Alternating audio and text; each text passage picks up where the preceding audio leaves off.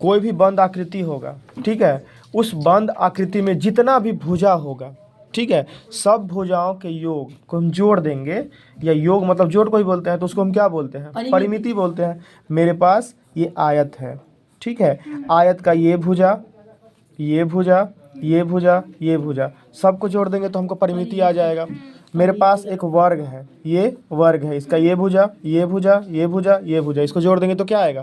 परिमिति आएगा। मेरे पास एक त्रिभुज है, ठीक है, ये ए बी सी, इसकी लंबाई मान लेते हैं, इसको जोड़ देंगे तो क्या आएगा? परिमिति आएगा। मेरे पास ये एक आकृति है, ये आकृति है, इसकी ये भुजा, बी भुजा, सी भुजा, डी भुजा, सब भुजा, इसको जोड़ देंगे तो क्या आएगा? परिमिति आएगा, ठीक है। अब मान लो कैसा भी आकृति हो, जैसे ये ही आकृति हम ले लेते हैं, इसकी ये भुजा, ये भुजा, ये मतलब अलग अलग है सब ये, ठीक है, इस सब को जोड़ देंगे तो क्या आएगा? परिमिति आएगा। तो हमको पता चल गया कि कैसा भी आकृति हो वो सब को जोड़ देंगे तो क्या बोला जाएगा? परिमिति बोला जाएगा। इसके बाद हम परिमिति के लिए कल एक डायग्राम बनाए थे, वो डायग्राम एक बार अच्छे से रिवाइज करा देते हैं। इसमें हम लोग सबसे पहले यहाँ पे त्रिभुज की बात किए थे, त्रिभुज की परिमिति, सेकेंड में हम बात किए थे आयत की, और थर्ड में बात किए थे किसकी? वर्ग की। तो मतलब भुजाओं के आधार पे, ठीक है, मतलब साइड के आधार पे हम इसे 3 भागों में बांटते हैं ना त्रिभुज को। एक होता है समबाहु, क्या होता है? समबाहु। एक होता है समद्विबाहु, एक होता है समद्विबाहु, और एक होता है क्या? विषम बाहु। क्या होता है? विषम बाहु। ये हो गया। अब आयत की बात कर लेते हैं, फिर वर्ग की, ठीक है। तो समबाहु, समबाहु का मतलब इसमें सारे भुजा बराबर होगा, होगा ना। वैसा त्रिभुज जिसकी सारी भुजाएं बराबर हो तो उसे समबाहु त्रिभुज बोलते हैं। तो समबाहु त्रिभुज का परिमाप क्या हो जाएगा? 3 गुना भुजा, हो गया। और यहाँ से अगर इसका परिमाप हमें अगर आ गया, भुजा निकालना है तो क्या हो जाएगा? परिमाप अब बटा 3 होगा ना।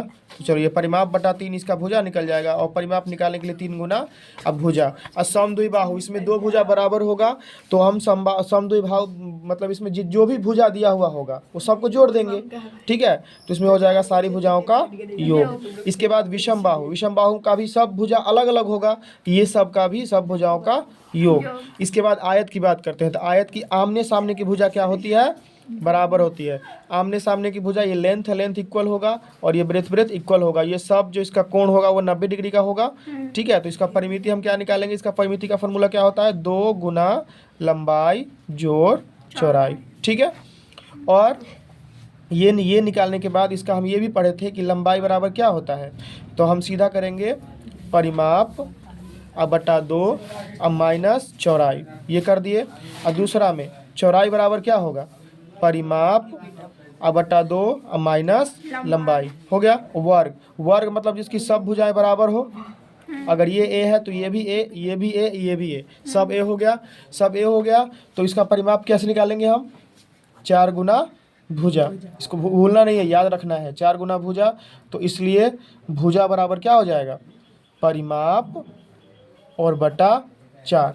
इस तरीक़ा से हम लोग अब यहाँ पर ये देखें कि परिमाप की बात करते हैं, इसके बाद त्रिभुज की बात करते हैं। तो त्रिभुज का समबाहु त्रिभुज का परिमाप हो जाएगा 3 गुना भुजा, और इसका भुजा निकालने के लिए परिमाप बटा 3 कर देंगे।